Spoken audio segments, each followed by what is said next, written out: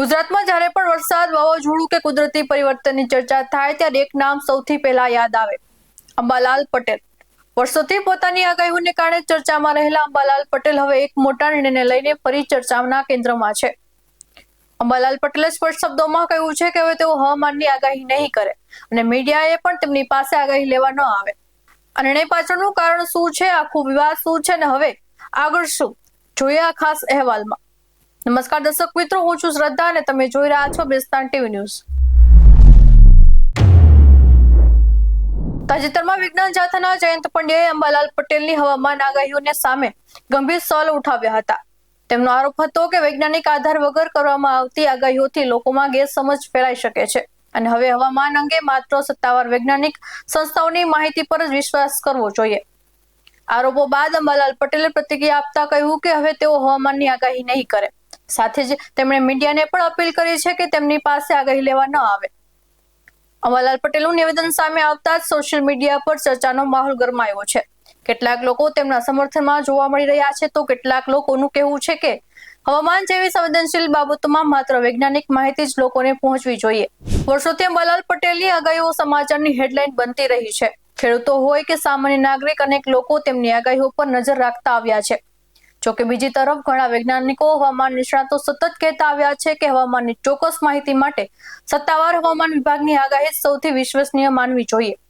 આ સમગ્ર ઘટનાએ એક મોટો પ્રશ્ન ઉભો કર્યો છે કે શું પરંપરાગત અનુભવ આધારિત આગાહીઓ અને આધુનિક વૈજ્ઞાનિક પદ્ધતિ વચ્ચેનો વિવાદ વધુ ઊંડો બનશે કે પછી બંને વચ્ચે સંતુલન સાધવાનો કોઈ માર્ગ નીકળશે? ફિલહાલ એટલું ચોક્કસ છે કે અંબાલાલ પટેલના નિર્ણયથી ગુજરાતમાં હવામાન આગાહીને લઈને નવી ચર્ચા શરૂ થઈ ગઈ છે. પરંતુ યાદ રાખવું જરૂરી છે કે વરસાદ, વાવાઝોડું કે અન્ય હવામાન સંબંધિત નિર્ણયો લેતી વખતે સત્તાવાર હવામાન દ્વારા જાહેર કરવામાં આવતી માહિતી અને ચેતવણી જ પ્રાથમિકતા આપવી જોઈએ. જુલાઈના 15 દિવસ વીતી ગયા છે ત્યારે તમામ વર્તારા કરનારાઓએ જે આગાહી કરી હતી, વાવણીની આવી હતી, સમગ્ર ગુજરાતની અંદર પીવાલાયક પાણીની સમસ્યા દૂર થઈ જશે, તમામનું કળરભૂસ થયું છે, બેબુનિયાદ બોગસ સાબિત થઈ છે. વિજ્ઞાન જાથાએ કાનૂની કાર્યવાહી કરવાનું નક્કી કર્યું છે અને વર્તારા કરનારાને જેલ ભેગા કરવાની પણ માગણી કરવામાં આવેલી છે. જૂન મહિનાની અંદર સમગ્ર ગુજરાતની વાવણી લાયક વરસાદ થાય છે તે નામાંકિત આગાહીકારો કરી હતી, તે પણ ખોટા સાબિત થયા છે. એટલે વર્તારા પર ભરોસો કરવો એટલે પોતાના પગ ઉપર કુવાડો મારો બરાબર છે. વર્તારા કરનારા પાસે વિજ્ઞાન સિદ્ધ કે વિજ્ઞાન ઉપકરણ એક પણ સાધન નથી, માત્ર અનુમાન, ધારણા અને સ્ફૂર્ણાથી બોલવામાં આવે છે, જે હંમેશા ખોટું સાબિત થયું છે. વર્ષોથી વર્તારા ખોટા પડે છે. વર્તારા બંધ થઈ જાય તો સમાજ, રાષ્ટ્રને કે ખેડૂતોને કશું જ નુકસાન થવાનું નથી. મોસમ વિભાગ સાચું ખોટું પડે તે દ્રશ્ય સાવ્ય બતાવી શકાય છે. જ્યારે વર્તારા પાસે કશું જ હોતું નથી, લોકોને મૂર્ખ બનાવે છે અને લોકોને આર્થિક નુકસાનીમાં કરે છે. એટલે વર્તારા કરનાર ઉપર ભરોસો ન કરવા જાથા લોકોને અપીલ કરે છે. જાથાના કેટલાક નિવેદનો હજુ પણ આવે છે અને આ નિવેદનો લગભગ ઘણી વખત પરંપરાગત જ્ઞાનના કુઠારાઘાત છે, આપણા ઋષિમુનિયાના જ્ઞાનના કુઠારાઘાત છે.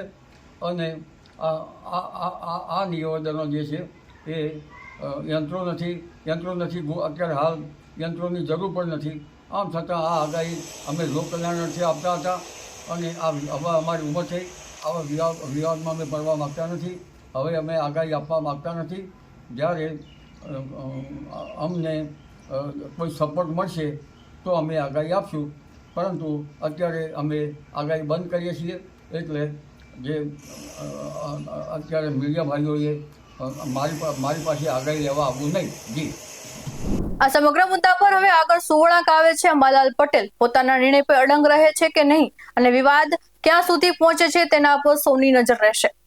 આવા જ ધુવા સાથે મળતા રહીશું. તમે અમારી યુટ્યુબ ચેનલને સબસ્ક્રાઇબ કરવાનું, અમને ઇન્સ્ટા અને ફેસબુક પર ફોલો કરવાનું ભૂલશો નહીં. બાકી અવનવી અપડેટ્સ મેળવવા માટે આપ જોતા રહો બેસ્તાન ટીવી ન્યૂઝ. નમસ્કાર.